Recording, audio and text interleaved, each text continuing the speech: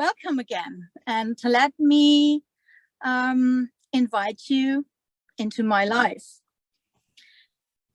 Have good trust in yourself, not in the one that you think you should be, but in the one that you are. That is a quote by a Zen master, actually.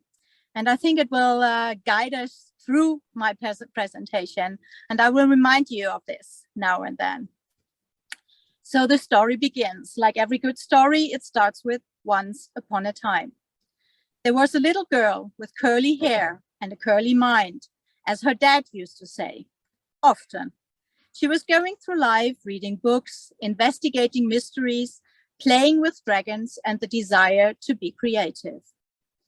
Her parents wanted the best for her, and like most parents, they knew exactly what that was, and most of all, what it was not. She was told to stop dreaming, be realistic, and focus on practical things. If she was allowed to be creative, it had to be perfect. One day, she had to do a copperplate engraving for school. When she went to bed in the evening, she took a last look at her plate. Some fishes were playing hide and seek between algae. A lazy clam was sleeping at the bottom of the sea, dreaming of swimming with a little medusa, which was happily drifting above. It wasn't the best plate, but it was her plate, and she knew all the fishes by name. That night, she dreamt of being a mermaid, of playing with the fishes and tickling the medusa. When she got tired, she would curl up inside the clam and sleep until the medusa would knock at the shell to wake her for a lazy morning ride. But when she woke the next morning and packed her bag for school, she was shocked to find intruders in her little underwater paradise. There were more plants now. It was like an impenetrable jungle. Dangerous fishes were everywhere, and a large poisonous medusa had replaced her happy one. Her father had improved her work again. When she picked up the plate with tears in her eyes, she felt a sharp burn. The poisonous medusa was wrapping its tentacles around her. She dropped the plate and opened her mouth to scream, but it was too late. The scream never left her body. The poison of reality was numbing her senses. And she did what was expected of her. To everyone else, her reality seemed bright. She graduated from school best in class. She finished her education in business and administration with honors. She was successful in her job, and one promotion was quickly followed by another one.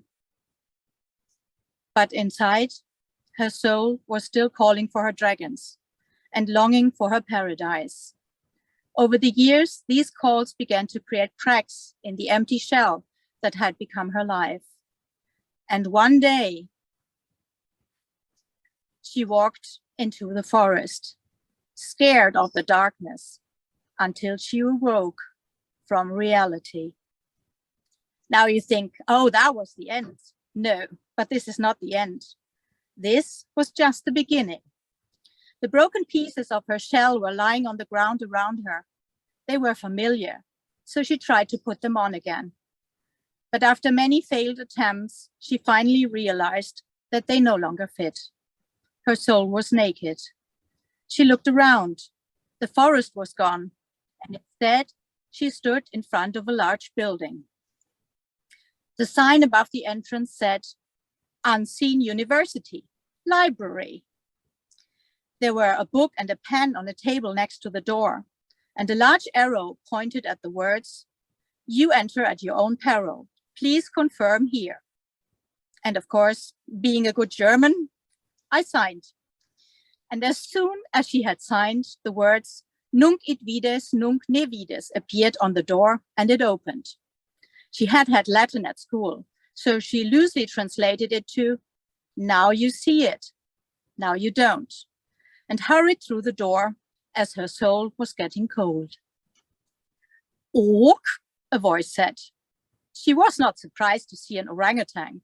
It was the librarian, of course. And to those of you who haven't guessed or who don't know, this was shamelessly stolen from Terry Pratchett and his Discworld novels, which I love. So the librarian guided her to a little study. and brought her books every day. Some days he even organized tutors for her, and she was allowed to use the laboratory. She studied and learned about photography, art and writing, psychology and philosophy, about different aesthetics and how to make her own books. Some books did not really interest her. Others she read 2 or 3 times. She wrapped her soul with curiosity and knowledge, which was followed by more curiosity and more curiosity and even more curiosity. She was quite happy. The library had become her hiding place until one day she heard a knock at the window of her study. This would not have been surprising if her study had not been in the highest tower above the clouds. It was her dragon, and she knew that it was time. She hugged the librarian who had become her friend, and he gave her a present, a backpack and a paper roll. She looked inside the backpack. It was empty. She opened the paper roll, which was titled Map, but there was nothing on it. Before she could ask, the librarian pushed her out of the window onto the back of her waiting dragon. She heard him say, "Ork," which meant open your eyes, and then open your eyes again. Then he closed the window and her dragon took off into the clouds. No books could help her now. No tutors could teach her how. She had known for a while that this day would come. The real journey had begun. They flew until late afternoon, when she signaled her dragon to find a place for the night. When they landed, she opened the map again. It was no longer empty, but a single mark had appeared. Visitor Center, Washita Historic Site, it said. She opened the backpack again, and this time it was not empty. She took out the camera and went inside the building. Crooked Nose, an old Cheyenne woman, was telling a story. She was telling the story of her mother and her grandmother, and of the massacre that happened at the Washita River on a night many, many, many years ago. She listened, and later that evening, she went over to the site and took a walk. After a while, she felt like there was someone watching her. First, she didn't know where the view was coming from. She couldn't see anyone. She was all alone there. Then she looked up at a tree, and there was a raven. It was looking at her. It was actually staring right into her soul. She looked back, and for a few minutes, or maybe an eternity, they just reached an understanding.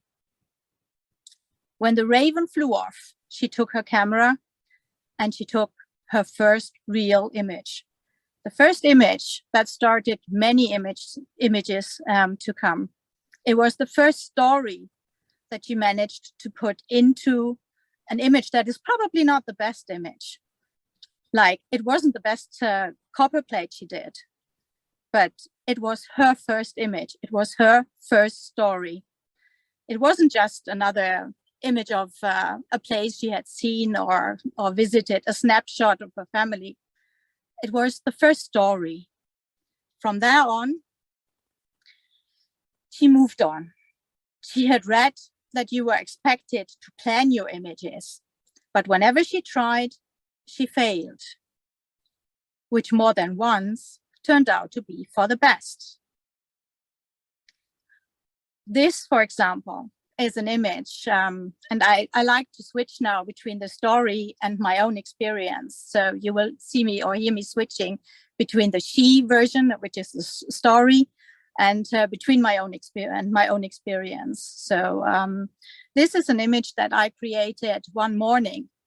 I actually wanted to, it's from a field which is quite close to where I lived at that time. And I wanted to take a picture of that tree for quite a while. And I had my camera with me and everything prepared, but things turned out to be quite different from what I had planned. I had planned a sunny morning image with some nice, beautiful clouds, but what I got was a huge wave, a cloud wave, something that only happens very, very rarely, was rolling, or a rolling wave, they call it also, was rolling over the fields. And it moved. First, it covered the tree, and then my whole world on that day disappeared. It only took a few minutes, but I managed to make this one image of the scene when the cloud was rolling in. And this way I had another story. It wasn't planned, but it just happened. And from that day, she let the images find her. This is an image that I took on an early morning when I was driving to work. And I drove across that bridge every morning, basically. And I always had my camera with me. That was important. And that morning, there was this lovely fog. So I went out of the car, or stepped out of the car. I risked to be late, and I actually was late that morning for work, but I didn't really care, because it was just so lovely. The sun was rising, and the mist was lifting, and there was this glow over the whole world. And exactly when I had the camera in my hand, suddenly those birds flew off, and I managed to press the shutter. And it was another story that I had in my little album, another story that she put a picture of on her map before she moved on, making sure that she always had her backpack close. This image I took on a walk along the beach in Denmark. And like many of my images, it happened in the moment. So I was not really planning. I wanted to take some wave pictures because it had been storming the day before, but the waves were actually not as high as I had expected.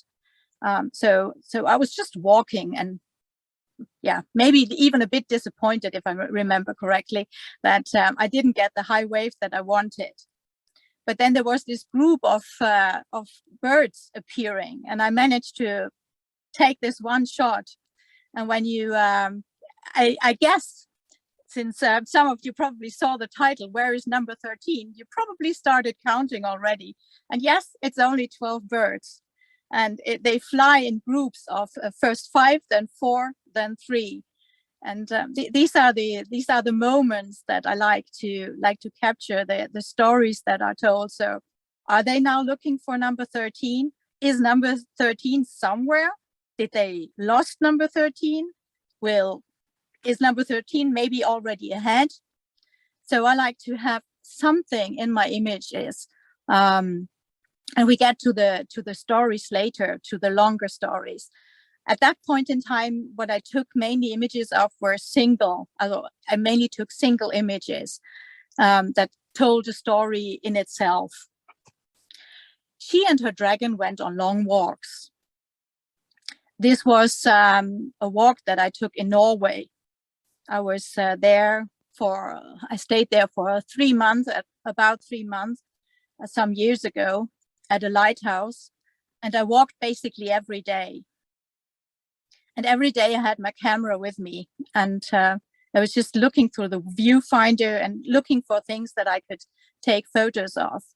And this is one of the images. And I like the mystery of the fog.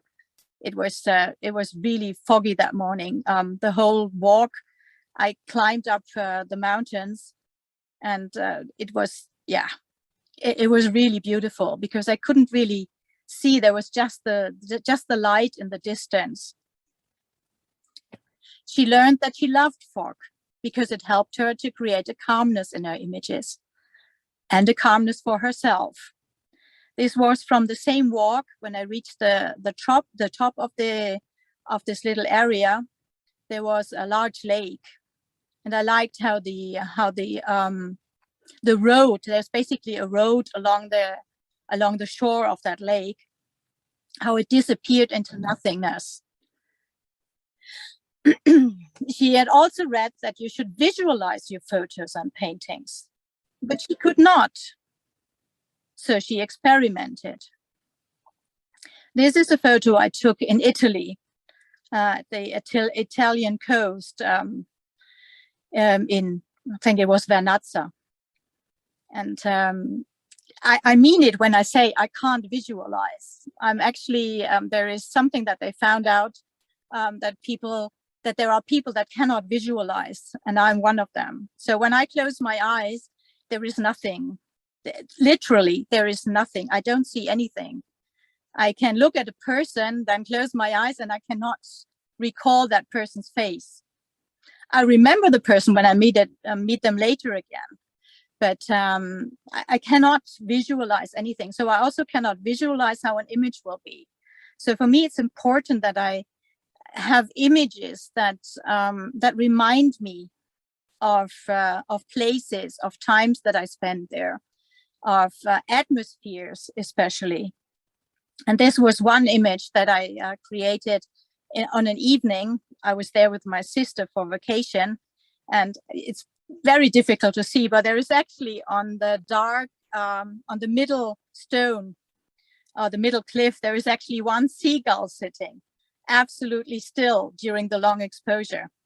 And I can't just take a long exposure and say, okay, yeah, I know how it's going to look. I have to just try and see what happens. And I do the same with my processing. I experiment until I find the one that is right, that conveys the atmosphere that I like in an image. The location did not matter to her. It was just a point on her map. This is a photo that I took in Iceland in, I think it was 2013. Yeah, I think 13 or 14, when I was in Iceland for some days. And Iceland at that point in time was really ice. There was just a huge layer of ice on the road. But what I liked in that image was roads somehow tell stories. They tell stories of places that you can see, that you can visit, where you can travel to. Some of them are like here, where you have these dark clouds at the horizon, but you also have the light. So you have both things.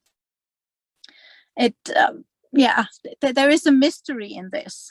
There is a longing for the distance, but also some kind of fear where you're stepping, where you're going. And so it's another story that you can tell.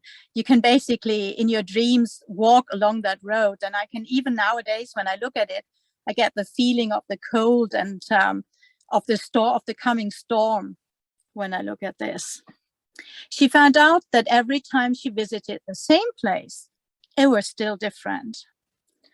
This is an image from one of my favorite places in Denmark. It's called Råbjerg. It's a huge sand dune, or wandering sand dune, actually. And every time, and I've been there many, many times, usually I try to go there once a year. I haven't been this year or last year, but that was due to special circumstances. But I like to go there once a year. And every time I went there, it was different. This is from a time that I especially enjoyed, because it had been in the winter, so there weren't other tourists, and it had rained the day before, and there was a lot of wind actually. So the sand had dried in patterns. There were no footsteps, nowhere, and it's a huge area. It's a huge sand dune. So and then there was this one bird just circling. It was it had something surreal. You could not, without the bird, you could not have said if this was a huge sand dune or just a small part somewhere. And I like that. I like the idea of taking things out of place and out of scale, and having or telling stories that way. She learned to express her own feelings, like her longing for solitude. This was a picture that I took just a month ago at the Danish coast. And there was just this one cloud, and it was hanging over the ocean for, it was really, there was hardly any wind. It was just not moving. And it had such a feeling of solitude, but in a positive way. And I felt like I could just sit on that cloud and be happy. So this solitude is a happy one for me, and it reminds me of that day. But it also, whenever I look at it, I get this feeling again of solitude, of a perfectly happy solitude. In her backpack, she always found the right tool to tell the story. Houses told her of decay and desolation. This is an image that I took in the UK, in the Pennines. I was there with a friend for some days, also for vacation or photo vacation. And on one of the long walks that we took, there was this little house, or it's probably, I don't know, it's either an old house or an old barn. And the door was just hanging, and it kind of looked into the distance. There was a loneliness, a decay, a desolation, not a happy one like in the cloud, but a sad one, a melancholic one. There was a memory of people that walked by or that were in the house before, but it hadn't been, nobody had lived in there or been in there for a long time. You could see that. And what helped me to convey that feeling was that for this image, for example, I used film. So I've been using film and digital side by side for many years. Tried different cameras, different formats, we also get to that a bit later again. So there was always in her backpacks, let's say, there was always the camera that she needed and the tool that she needed. But in the end, it's just tools. It was just a tool. It was also for me a nice reminder. This was the first film that I actually developed myself, the first black and white film. And so I was really, really happy. So it also has a positive memory, actually. But with using film and getting that little bit of grain, and there were some marks on the film, and I think it added to the overall feeling of decay and especially of decay. So it wasn't perfect. It wasn't modern in any way. It had this feeling of something old and lost and forgotten. She climbed up mysterious stairs. This photo I took in Italy, also in Florence. I think it was Florence. Was it Florence? Now I need to think. But it was in one of the churches, and I always look for certain frames, or I always looked frame images so that there is a story in that as well. There were these stairs that you could see, and they didn't really go anywhere. There was actually a closed door at the end, and you couldn't access it. But I liked the way the pillars seem to guide you away from the steps, away from the stairs. So trying to hide them, but you could still see them. So I don't really care where I find my images. So it can be anywhere. It can be in nature, but like this, it can also be right in the middle of a cathedral or a chapel. There can be other people around. I can just take them out or find a frame, as in this case, where no one was in. So for me, it's really about finding the story. She often had her head in the clouds or her nose on the ground. Sometimes she stopped to reflect. I think there are many photographers that like the feeling of reflections. This photo I actually took in Copenhagen. It was actually a really beautiful day, a typical Danish day, I would say, with lots of clouds and sunshine and a little bit of everything. And they have quite some nice architectural buildings. But I'm not an architect photographer or an architectural photographer. What I liked about this one was that the clouds were reflected in the building because it was glass, and it gave this mystery. It added this mystery to the image, and I only spotted it because I looked up. If I had just looked like any normal person where I walked, which I didn't, which I not often do, then I would not have noticed how the clouds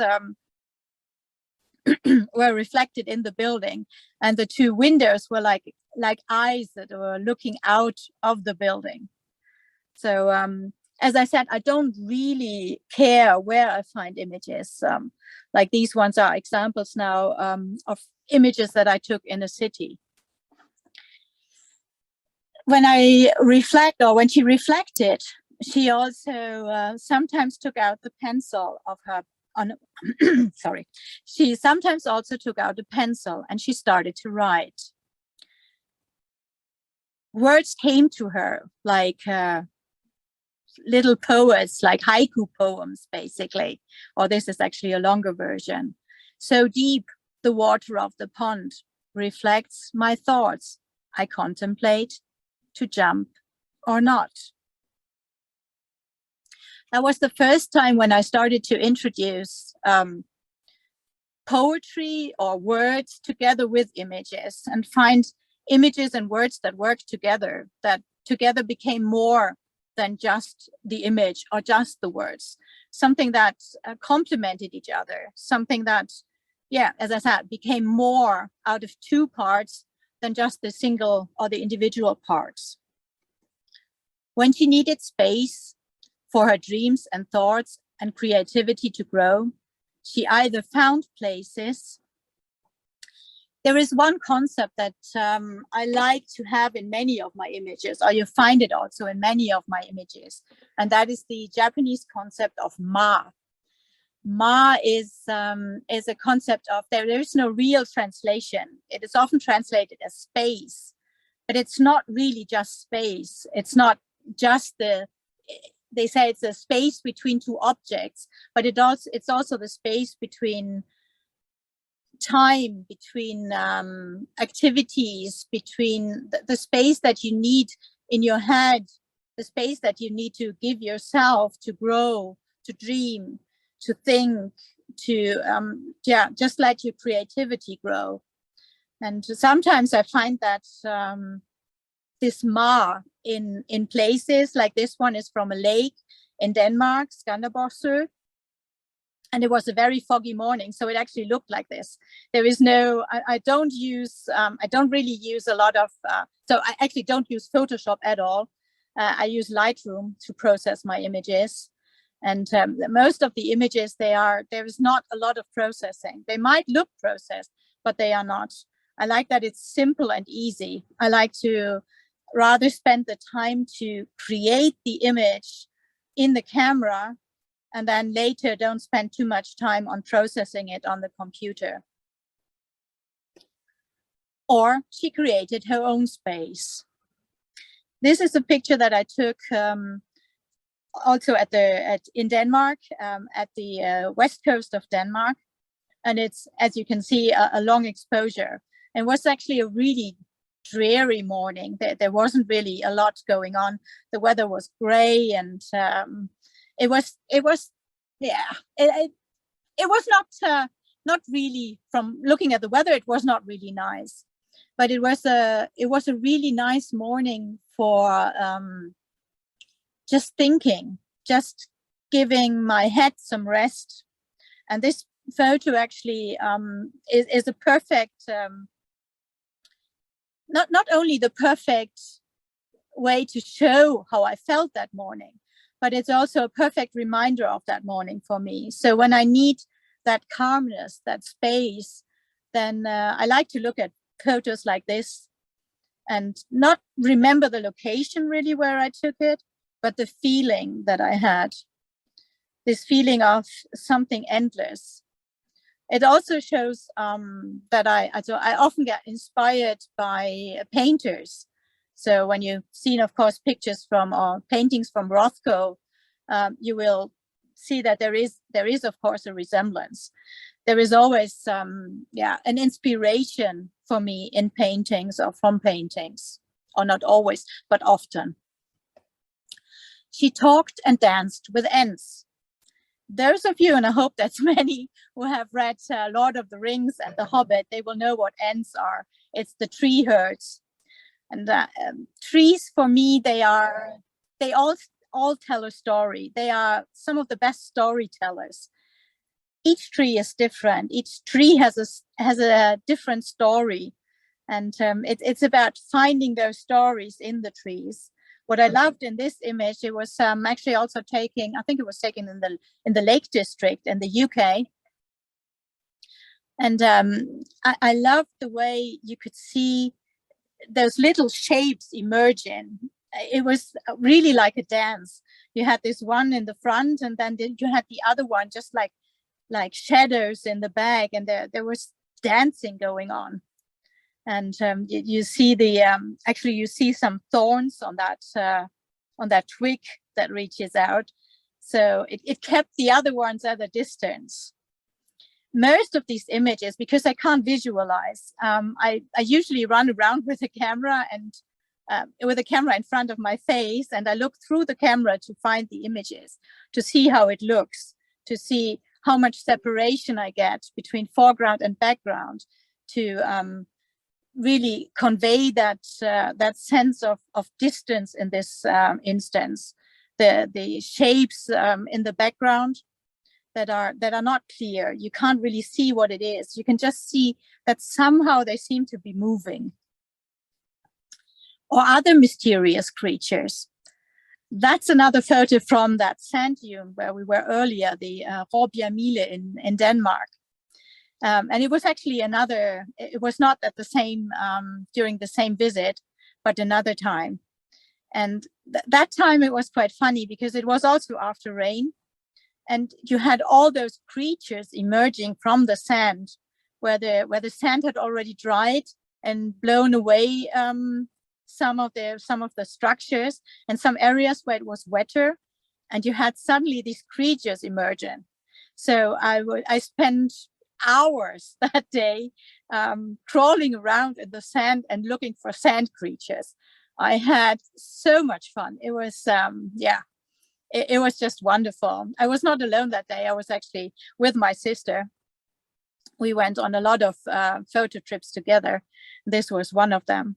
And I like the way you had this feeling of, when you look at this, there is this feeling of foreboding. It's like something dangerous is lurking underneath the sand.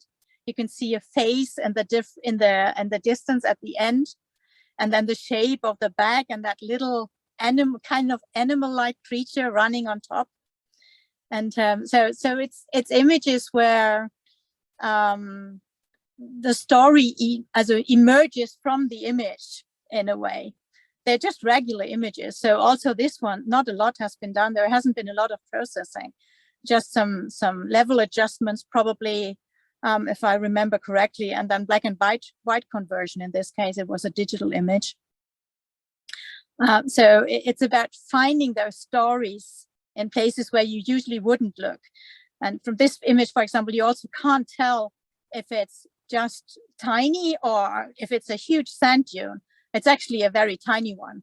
So the whole creature was probably about hand size, as my hands, which are not that big. She looked close and closer, being drawn into parallel worlds that she could only see through her camera. This is one of the, or these are actually two of the images where, to get the story that I wanted to tell of the mysteries of this otherworldly or nearly otherworldly feeling that you have when you get into macro photography or close-up photography. I was always, when I looked at the one on the left with the dandelion, I always thought of just grabbing one of the little seeds and just flying over, like there's one that's falling down. You can only see the seed part of it now. But I always dreamed of just grabbing one and then taking it, holding on to it, and then having someone just with some fresh air or whatever, just there comes the wind, and then I just drift off and discover completely different worlds, worlds that are there and they are real, but in a way they're also not real, because we don't really see them every day. So I like these very these close-up images, to get closer and closer to find those those dreams.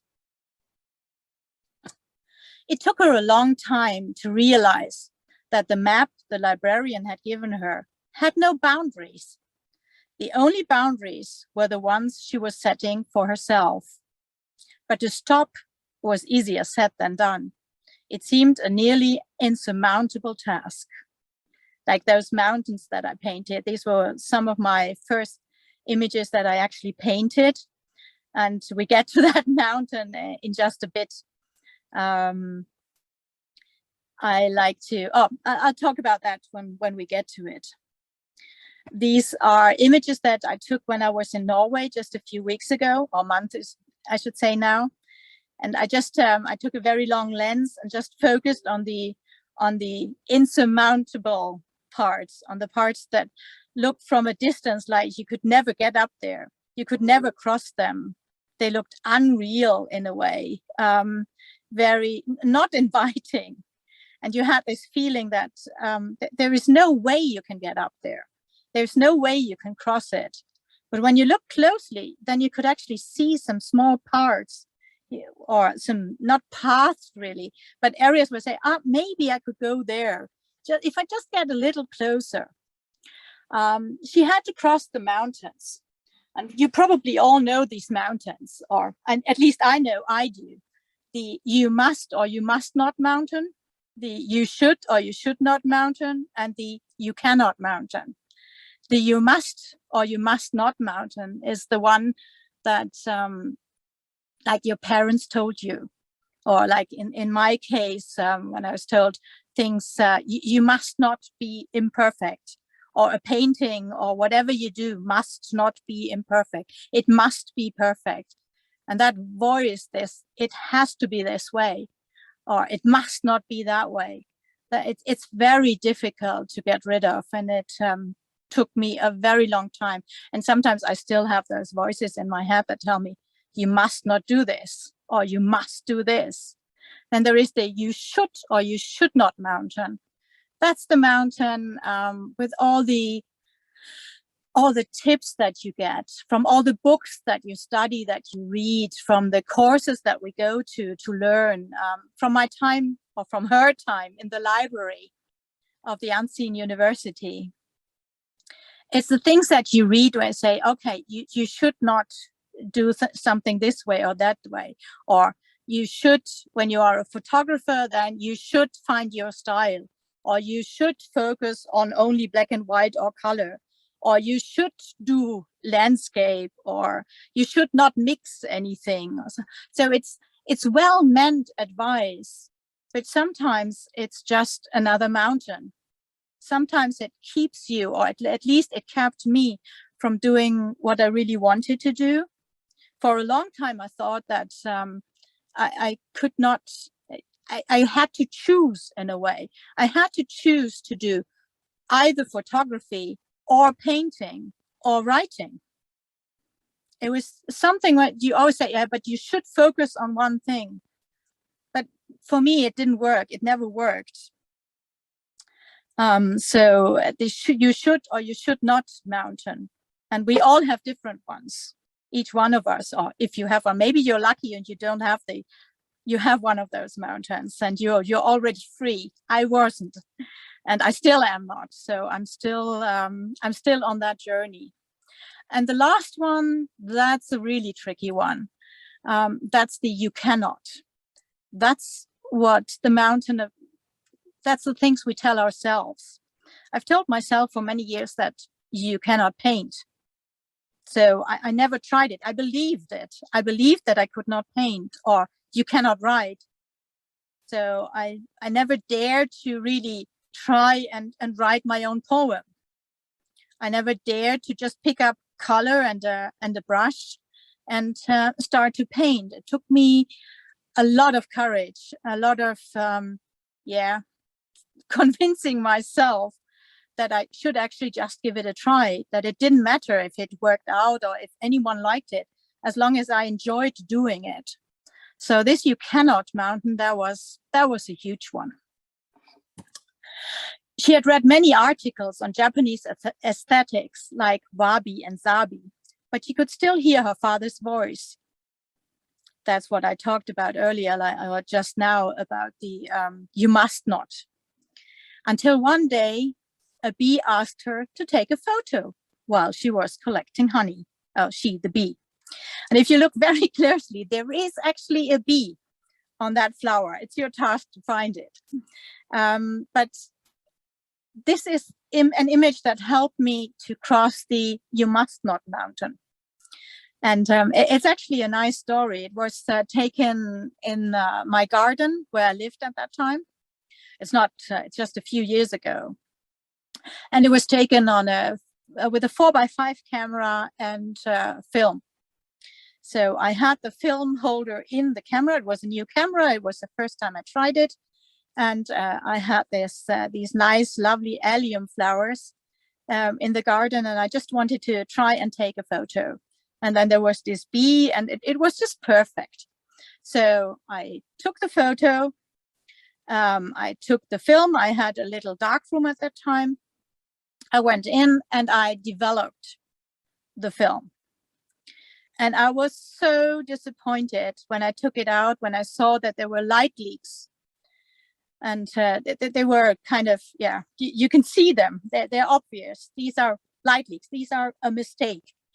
This is an imperfection. But when I looked at the photo, really, when I held it in, which is nice with 4x5 film, those who have shot 4x5, they know you have a really nice big negative. So when I held it in front of the window, I could see that there was something special about that light leak. I tried to do the same photo afterwards again. So because now I knew that there was probably a problem with the film holder or the camera. I tried it again and I got an image without a mistake. So I knew it was probably me. I had the slide not really in or light during the when I changed the film or something like that. It was my first thought, at least. But none of the photos that I took without the light leak were, for me, or in my eyes, as beautiful as this one that where the light leak really created a certain an atmosphere, a certain mystery. You can't really tell where the light is coming from. It seems to come from everywhere.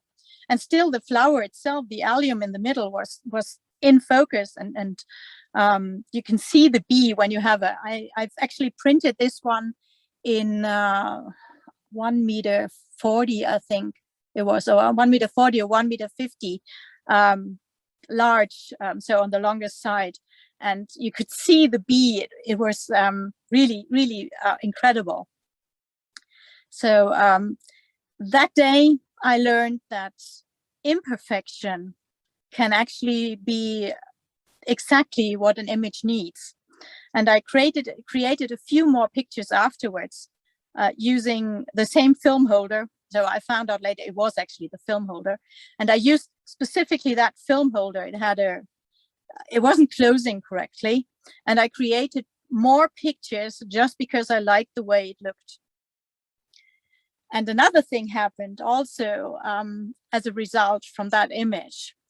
Inspired by the emotional impact those imperfect images had on her, she created her first real story, a book dedicated to imperfection and transcendence.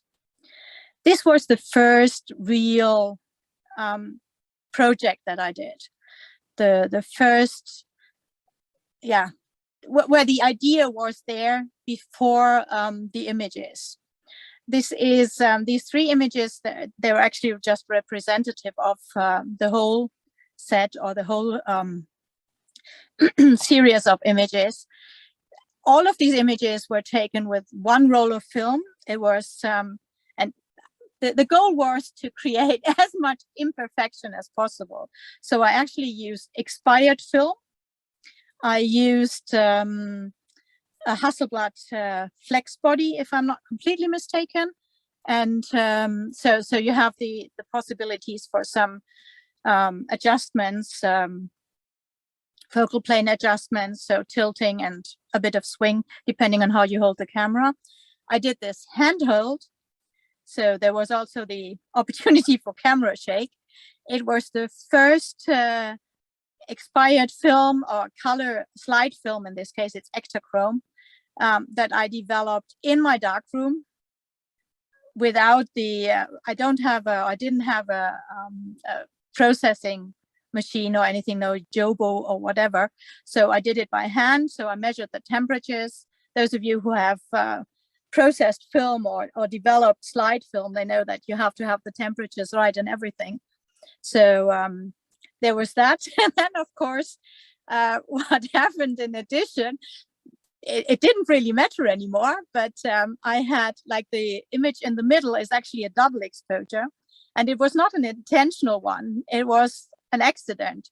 Somehow the film did not, or maybe I didn't transport it correctly, but it didn't transport. The camera had the problem sometimes that I couldn't get it to move on. So I have that. And then during the development of the film, I actually opened the container, the tank opened, and they got some extra light in. So that's why you also have a light leak in these. So they have all the imperfections anyone could ask for. And I turned them, I took all the images that I got from the roll, and I turned them into a book. And that book was my first real storybook in a way. I had one book that I had made before. I like to use Japanese binding, so it's actually quite simple. You can basically stitch your books together, and I did all the printing. And for this book here, I also, each book that I made a small series of books. I wrote all the text with hand. So there was another additional possibility for some mistakes or for some imperfections. So all the imperfections together created, in my eyes, something that was perfect, exactly the way I wanted it. And that's how I overcame that mountain of the you must not mountain. There must not be imperfections. I like them. They add a sense of, they add a perfection that is not perfect. And yeah, so I like them. Some stories were more obvious than others, like the story of the phoenix, which began with some feathers and ended with dreams of wings, glimpse of hope through fire and infinite. These are 4 stories that I made just from some feathers that I found in the garden. I took the feathers, we had some pheasants where I lived, and one of them, I would say it didn't survive this. There were a lot of feathers, there was no pheasant. So I took some of the feathers and I took them inside, and this one is actually done with, so it's a real close-up, and I did them in my studio or in my office. And the light that you see here is actually the morning light that was shining through the window. So they're really close-ups. So they're probably, I don't know, 3:1 or whatever magnification. So really close. And I suddenly had this story appearing in front of my eyes of the phoenix that was rising from the ashes. Sorry. And there are some other images of the feathers. So there is a whole set of 4 little stories, each consisting of various images about this pheasant, or in my case now it's a phoenix, because it rose from the ashes and it was glowing. For other stories, she had to listen, like the story that happened behind dark walls. This was a story that I took, or where I took the pictures in the UK again, Ely Cathedral, which I visited with a friend. And it was a really cold and dark morning, and everything looked quite, not like a day where you wanted to be outside. It wasn't really inviting, the cathedral. So when I took the first picture, which is the one to the left, from the outside, we were waiting to get inside. And what happened was that inside there was actually a choir You can see that at the bottom, very tiny on the right image. There was a choir.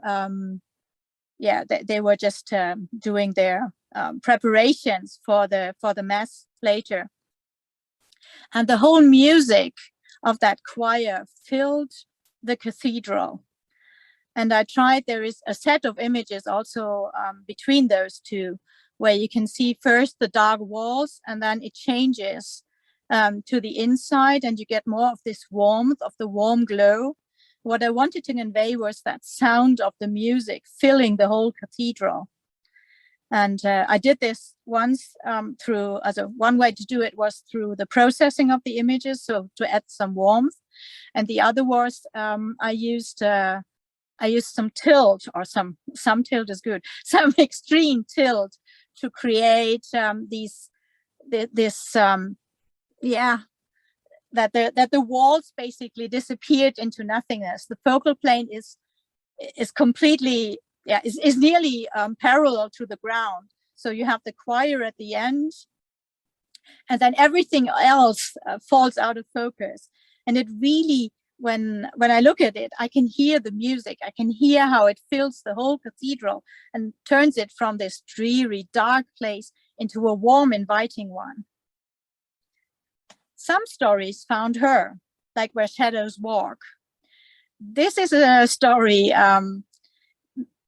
since many of you are probably from the UK, you might have been in Epping Forest. This is a story that happened in Epping Forest while I was walking there. And I used the same technique that I also used for the previous project of the Ely Cathedral. And by tilting the plane of focus, I found creatures in the forest, like the one on the left. You see it emerging from the tree, and the whole forest turned into a place of mystery. I suddenly had those lights, like lampions, or I don't know what you call them, like these paper balls filled with light, these bubbles of light floating over the path. And I had so much fun that day to turn this dark forest into, with the creatures emerging from everywhere, into a place where, into a place where children would play and play with ghosts. And so it was really a fun way to create a story about things that might look dangerous at first, but then when you look at them more closely, you see the beauty in them and the fun in them, like those creatures emerging from the trees. Other stories had to be created, like memories of ghosts. This is a friend of mine, and he agreed to pose naked for me. So there are also some other pictures. I didn't put them in here. Of course, you don't see everything, but still enough that I thought, okay, maybe I keep this one, the most decent one. And it's a multi-exposure. I love to work with multi-exposures because I can combine elements, in this case, to the person against the background of this chaotic tree, to create this story. And it took a while to place him exactly how I wanted him. So the photo was done in the same location. So first I took the tree alone, and then he had to move in. I had to place him, and then I took the double exposure. So I took the next exposure so that the tree kind of came out of his, like grew out of his head, like he became one with the tree, with the chaos, with the memories, but his body kind of dissolved in a way. You could still see it, but it dissolved also, like memories, like our mind changes memories, like parts of it become, dissolve over time. They disappear over time, and just an essence remains. So this was a really nice project. I did that in the garden, so I didn't even have to go far for that one. Some places she visited, others she created herself. I just said that I love multi-exposures. This is another one, and this one is also done in camera like the previous one, and it was just done by turning the camera. I had read about that technique, and I loved using it for images like this, where I could make buildings float like dreams. I have a whole set of images from different places where cities float and cathedrals float, and there is this thing about, it's like a cloud. They become a cloud. They lose the connection to the ground, and kind of like just like floating in the air. It's a mystery to it. It's a place of retreat. It's like the tower in the Unseen University, a place where, yeah, you get a different perspective on things. So I love doing these. I also like to just take the buildings as a building. So I also have a photo from that morning. This was actually the Kunsthalle in Hamburg. So a place of art and creativity. And I thought it was quite a good building to use for such a surreal way of showing it. So that's where just the place tells the story.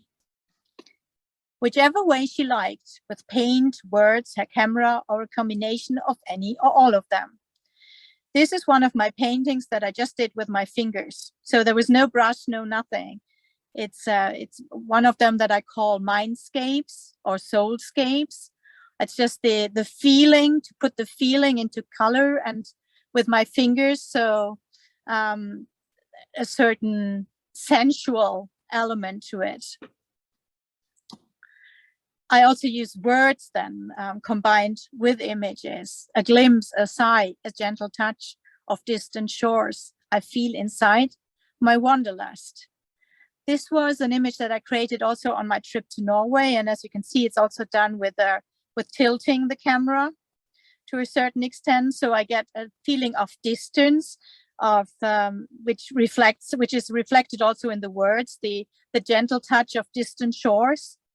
But there's also a clarity to the mountains, like the goal where you want to go, or where I wanted to go on that day. In this case, I actually came from there. She conveyed feelings whichever way she liked, and however insignificant they might seem to others.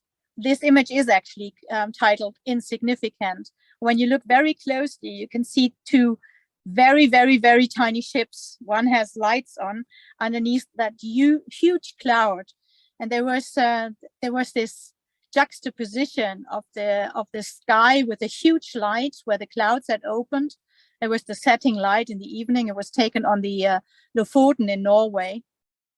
And then this tiny light beneath from the ship. This is a series that I also started in Norway, where I use elements or man-made elements in nature surroundings. And again, it plays with the concept of light or darkness, and man-made versus natural. It's actually, at the moment, though, the working title is Unnatural, and it's still work in progress. So it's not yet on my website, but it's something that I work on right now. And again, it shows, or for me, it means that I'm not restricted to certain ways of doing my photography. I don't have to do multi-exposures all the time. I don't have to just paint or whatever. I can do it any way I like. And if I like to include man-made elements that others would remove from landscape photography, then that's also my decision.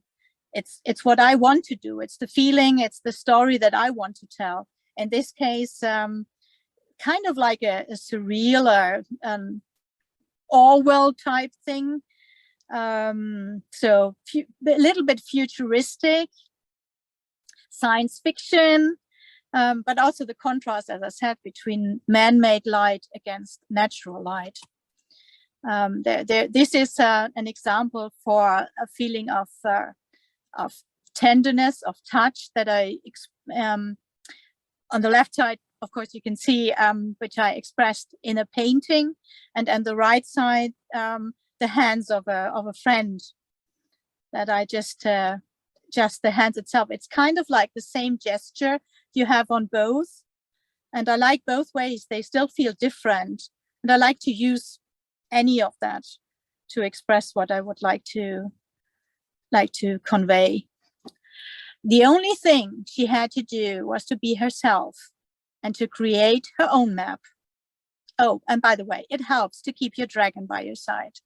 And I think if you have followed the presentation, then you probably figured out that the name of my dragon is courage. Sometimes to just take the courage and do something differently, or also to take the courage to do something in a way that others have done before, but to say, I don't care, it's my own, it's still authentic if I know why I'm doing it.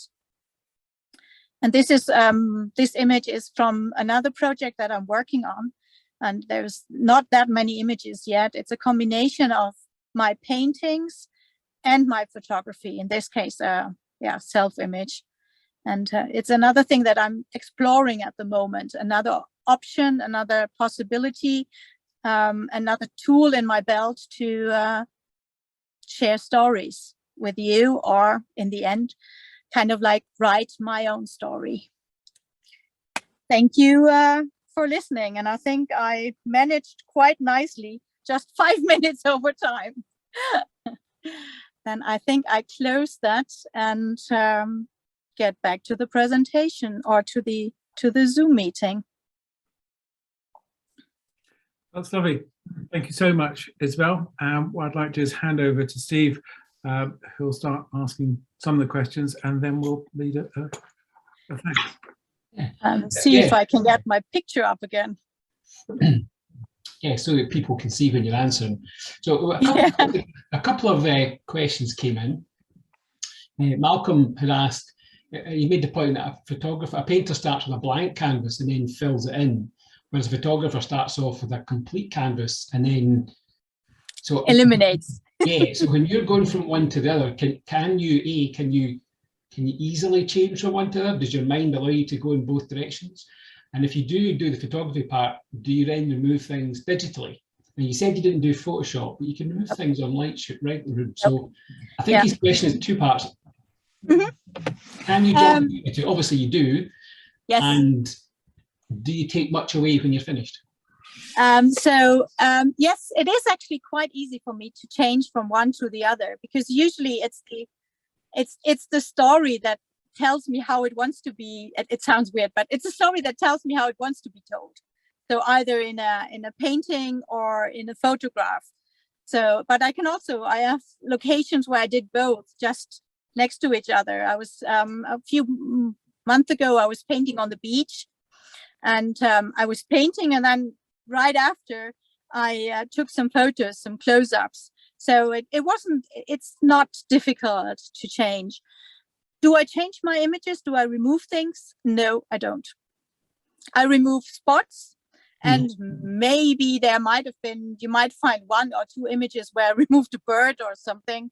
But that's pretty much all I do. The rest is exactly that way. I don't remove anything. When it's there, this is also part of the reason for my last project, that I wanted to leave these things in. I have images there also with power cables and everything.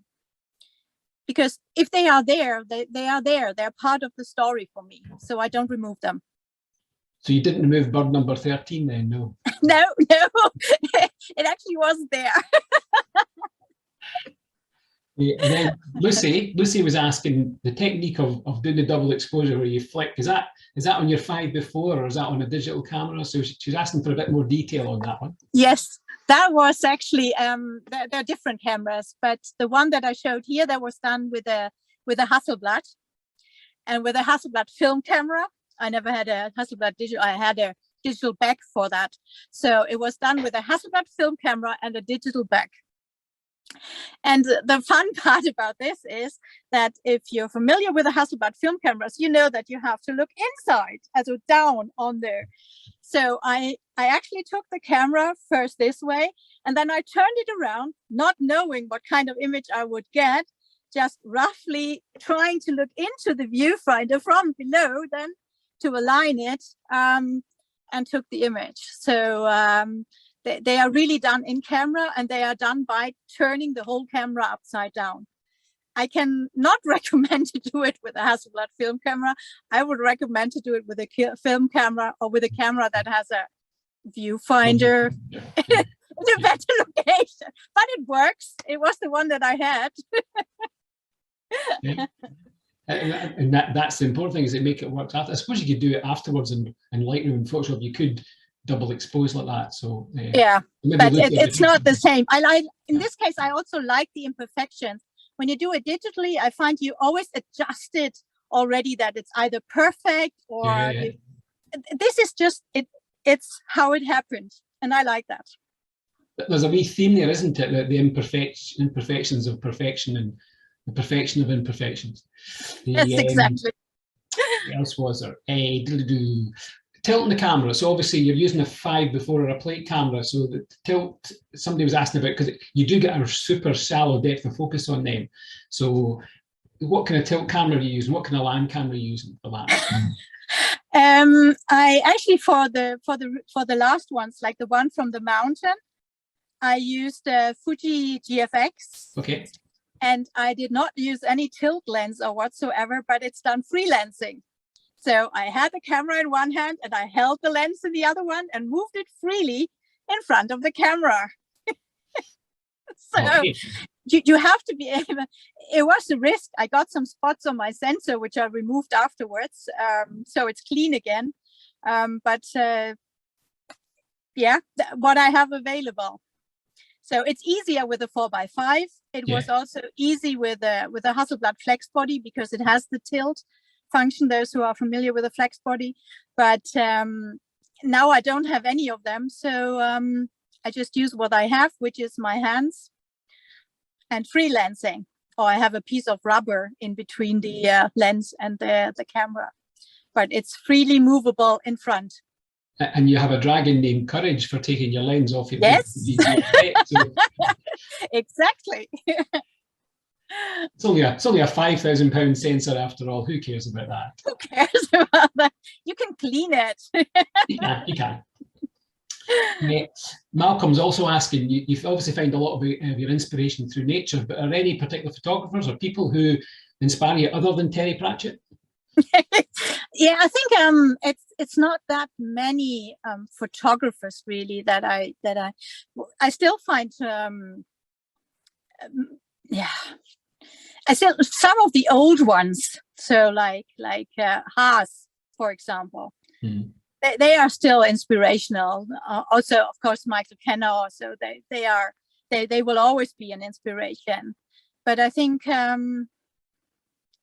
not that much. I've looked at many of them. I've looked at many other photographers also and their work, and I like a lot of it. But inspiration I get more from paintings. I get more from books.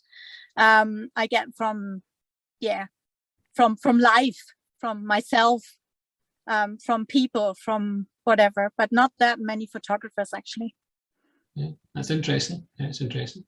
The few other messages more about love the experimental ideas, love the inspiration. I wish photographers would let go of can't and shouldn't. Yeah. you may have inspired a few yourself tonight. That's the thing. I hope so. That would be wonderful. I'll keep the lens and cover it in front of my. I'll maybe use Vaseline in a filter or something like that. That'll maybe. Oh, I've also tried that. Yeah. I've tried it all. But instead of Vaseline, I recommend female stockings.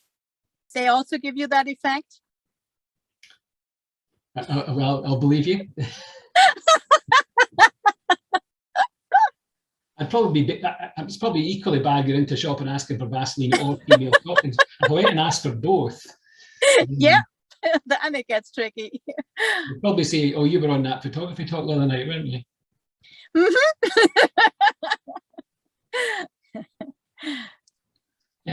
No other great questions.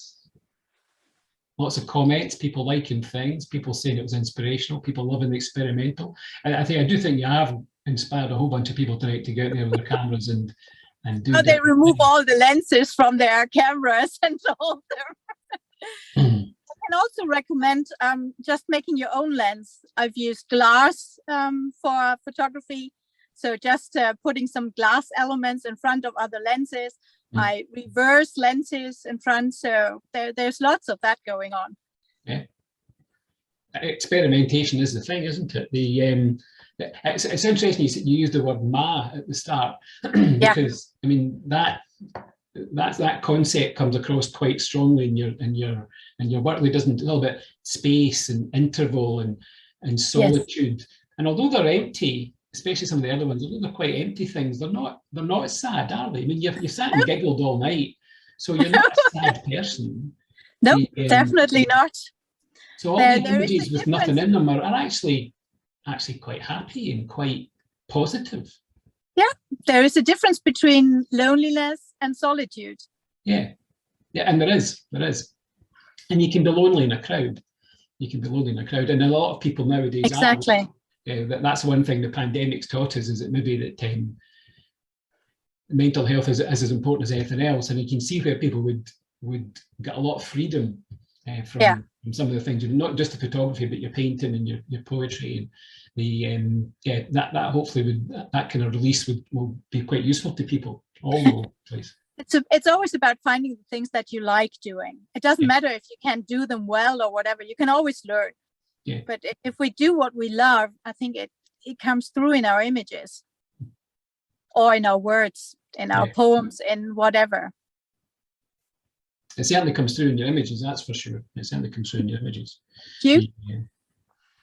Yeah. And Terry Pratchett, I mean, if that's one of your heroes and one of your inspirations, I mean, he is the arch humorist, really, isn't he? You're never really sure whether he's been serious or not. He was fabulous. He was fabulous. I love him. I have read all the Discworld novels. And I think that's where I get more of my inspiration from. That's where the orangutan comes in. Yes, exactly. I wrote in there underneath. I didn't know if I had to actually mention it. So I wrote shamelessly stolen from the Discworld novels. And there's Antoine saying ook as well. So he's obviously read the Discworld. Yes, ook. Excellent. Well, is James going to come back in and close the night for us? I don't know. Oh, there he is. Here he comes. So thank you for inspirational talk, Isabel, and sort of encouraging people to go beyond just the ordinary and to take risks and to do what they want to do, take courage along with them to create images, stories, and a passion and enjoyment which you've shown. So it's brilliant. So thank you so much. Thank you. And hopefully you'll join us at one of the other talks, which will be coming up shortly, be open up soon. I'll let Steve introduce when that actually is and who that is. And then we'll close the meeting, hanging on to Isabel, but letting the others disappear once Steve has done his plug for the next talk. Oh yeah, plug for the next talk is Dave Stewart, who is he's actually about the same age as me. He went to college, one of my pals, and he's a kind of rock photographer, done a lot of rock stuff and trendy stuff with documentaries and punks, and and he's a super guy. So that's in the 1st of March, off the top of my head, it's the 1st of March. And that'll be on the RPS website and is live now. We've had about a dozen bookings already. So hopefully see most of you there tonight. We'll be there again at the next one. And there'll be more after that. So thank you. So I'll let everyone else disappear, apart from Isabel. Thank you, everybody. Bye.